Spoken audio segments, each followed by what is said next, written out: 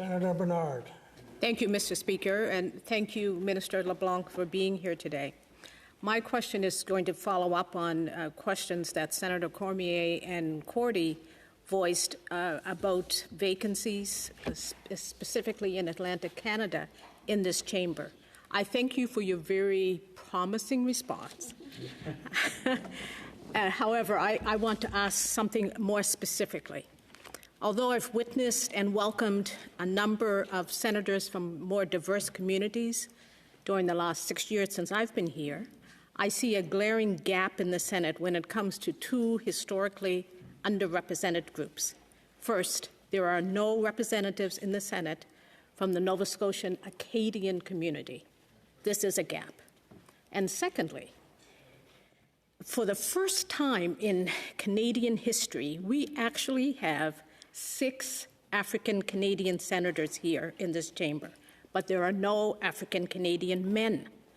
So, Mr. Minister, what is the selection committee doing to ensure the applications of historically underrepresented groups, especially from the Atlantic provinces?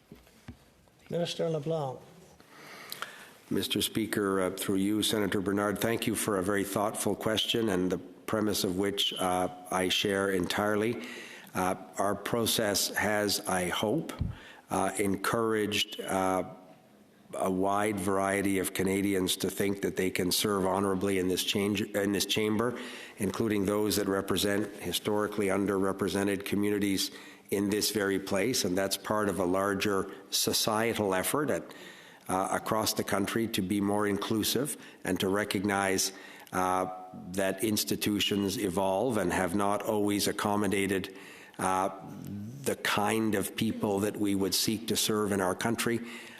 Your service is an example, and it should only be the beginning of a greater effort. So I totally share the premise of your question. I am confident, as an Acadian myself, I would understand the importance of the Acadian community in Nova Scotia having representation in this place. Senator Como, whom I liked very much, served honourably and did a great job for the people of Nova Scotia and Francophones when he served here. So I'm hoping that is the kind of good news that may be coming to this chamber soon.